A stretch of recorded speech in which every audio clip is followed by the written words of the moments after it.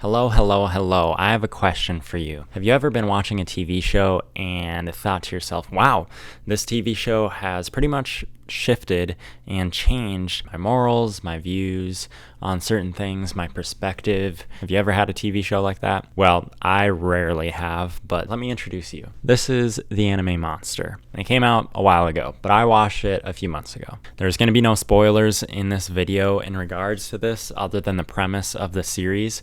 If you're a non-anime watcher and you're watching this video is less about the monster anime itself and more about questions that were raised from this TV show. So stick around if you want your thoughts provoked. So let's just dive right in before we even get to the intro slides, all right? Let's say you had the opportunity to go back in time and hold baby Hitler in your hands. A lot of people in today's day and age would say, I would kill Hitler. For most of my life, when I would hear people answer that way, I'm like, yeah, that makes sense. The ends justify the means. It makes sense to take out this one person so that 6 million people are saved. But after watching the show, I have a slightly different perspective. And so that's what we're going to be talking about today. And after this video is done, I want to hear your thoughts. Would you go back and kill baby Hitler? So before we get into everything, let's formally set this up by saying this is the first episode of Watchin' Stories with Grady.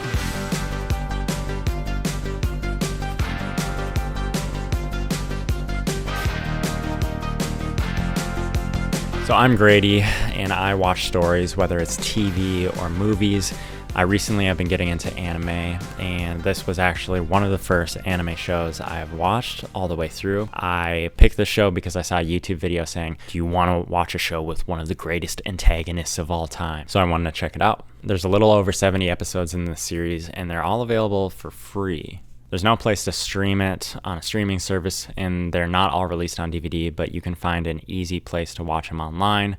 I think they're here on YouTube. I'll link a link below if you want to watch this series, or you can search it on another place if YouTube ever takes it down. You may have never seen an anime before, but if you're a fan of thrillers and you grew up on cartoons, I would highly recommend to watch this anime. I don't endorse everything in the series. I don't like everything about it, but it is one of my favorite TV shows of all time. Up until 2020, I had a big stigma against anime. I viewed anime watchers as a very specific type of person that wasn't necessarily true, and I let my view of that specific type of person change how I viewed anime as a whole. There are some definitely weird anime stories out there, just like there's weird TV shows as well. I'll probably eventually do a video on why I stayed away from anime and what changed and why I watch it now.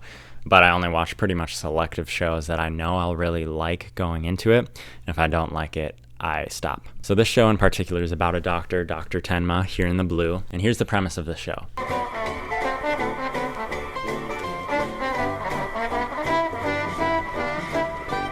Dr. Tenma is a really good doctor, and suddenly he gets brought a child, a blonde-haired child, who has been shot in the head, and the child has not died yet. Dr. Tenma has to make a choice. Does he save this child who had been shot in the head first, or does he save the mayor or this governmental leader, whoever it was, from dying, who came in the hospital second? And so Tenma decides to save the young boy and make sure that he lives before he goes to help the governmental figure.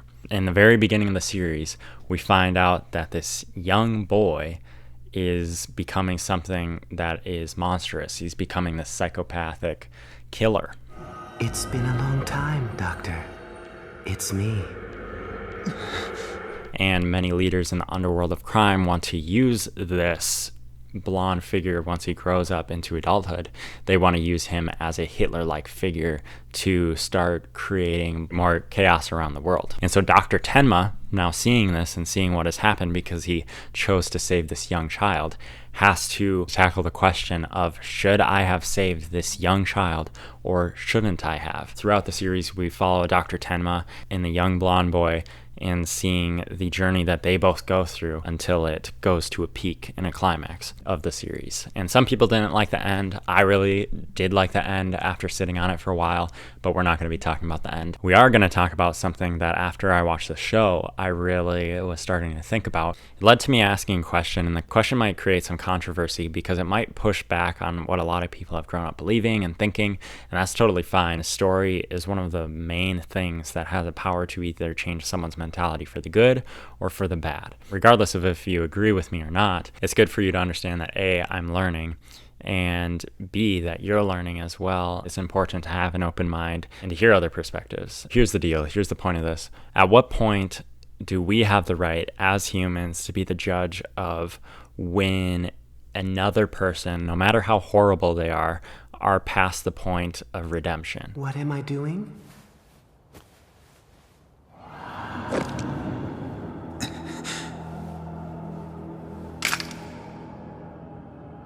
An execution. Think of the worst mistake you've ever done, which probably isn't murdering a bunch of people. And then think about people who still love you in spite of the worst mistake you have done. What if they took it into their hands and they said, you are past the point of forgiveness, you are past the point of change, and you literally cannot grow out of what happened? Imagine being at that point. Now, to make it clear before I continue, I believe the Holocaust was a horrible thing. It should have never happened. Hitler was a horrible person. He had many things wrong, and he should have definitely been punished severely and taken down severely. Was Hitler going to change? Probably never. But still, what gives us the right as humans to say, all right, an eye for an eye, a tooth for a tooth, a life for a life, and say, because you did this to these other people, I'm going to be the ultimate judge of your soul, and I'm going to take you out. I know no one actually killed Hitler. Hitler killed himself. But if I went back in time to hold baby Hitler, would I kill baby Hitler? Why as humanity do we jump to that option as if that is the only option? The truth is, if it weren't for you, I wouldn't be standing here right now. Stop it! You can't just go around killing! Why not?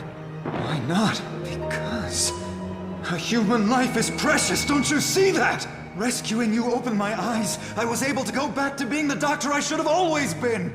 Saving your life made me realize that the weight of each life is equal. No one's better than anyone else. That's why no one has the right to take another person's life. As a doctor, I lived by those beliefs for the last 9 years because of you!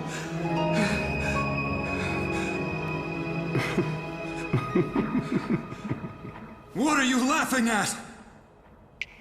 Is there a way that we can help someone rather than just taking them out of the picture in order to make sure that they don't create harm? Yes, it is a risk to keep them in the picture, but one of the things that this anime TV show brought up is when you kill a monster, do you become the monster yourself? Because ultimately when you're killing a killer, you become a killer. Instead, what if we help that person instead of killing that person? Some people, in our eyes, are past the point of helping. Why can't you, instead of killing baby Hitler, raise baby Hitler right and help create the right environments and help take the passions that he has for being a leader and help him to do good instead of evil? Or even at the end of World War II, let's say someone had the opportunity to kill Hitler. They could have taken him out right there, or they could have captured him and tried to help change his heart and change him to the right way. And a lot of pessimistic people, including me, if I had probably watched this video before watching this series, would be like, that wouldn't ever happen. Hitler wouldn't have had a change of heart. And maybe you're right.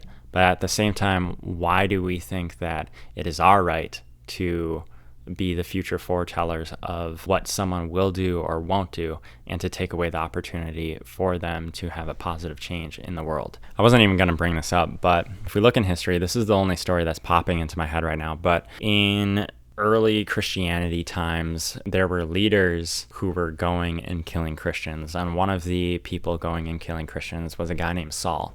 So this guy, Saul, he was literally a killer. And people back then, they could have said, all right, let's take out Saul. If we take out Saul, this will save a lot of other people. Ultimately, though, if they would have done that, they wouldn't have ended up seeing the transformation that Saul went through. He became Paul, someone who had a change of heart, who became a Christian and wrote like a half of the New Testament in the Bible. He went from being a killer of Christians to being someone who was killed because he was a Christian. So here's my question to you. Think of someone that you hate above all else, whether it's in society or a person you know, and you just despise this person. Now ask yourself the question, can I ever forgive this person, and can I ever treat them like the person that I wish they would be? And if the answer is no, I would say that maybe it would be key to start treating the person as you hope they would be, even if they're not yet that person. Because when you treat someone like a monster and act like they're a monster and fire words and bullets at them like they're a monster, what does that make you? There's obviously a self-defense aspect that plays a role in this discussion. But let's say you had the option of just simply stopping them and helping them have a change of heart. Which would you do? Hey, this is Future Grady coming at you with a background from a future video that I am going to be posting. I just want to mention that when I grew up, I read this book. It's called Bonhoeffer, about a Christian missionary who tried to take out Hitler when Hitler was in his heyday of killing people. And I highly respect Bonhoeffer, and I highly respect the other side of this opinion where people believe that the ends do justify the means to take out an evil person who is doing evil in order to save millions of people's lives. And part of me agrees with it. But the whole purpose of this video is to bring up the question, is there only one solution to stopping an evil man? It might be easier to take out that person rather than to help them heal and grow. But is there more than one option? Hey, this is Future Grady coming at you, and I just have a quick point of clarification. I didn't read this whole book when I was a kid. I only got through half of it.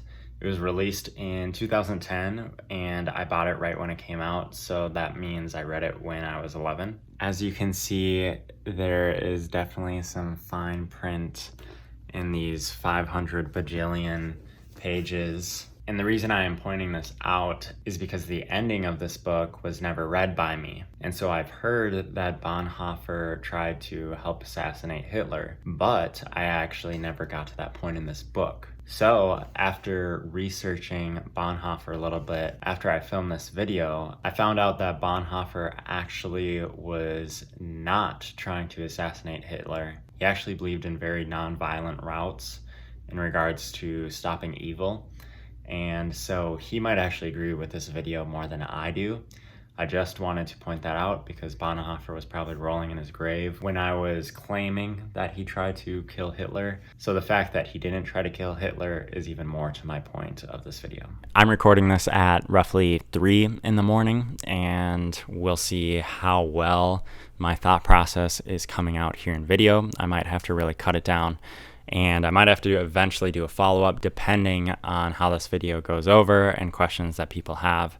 But the whole goal of this discussion was to start getting your brain churning to thinking, is there any way that a horrible person could eventually change for the better? And if there is that opportunity, what can we do to help that horrible person change for the better instead of hoping that they cease to exist? And maybe there's some people out there thinking about themselves.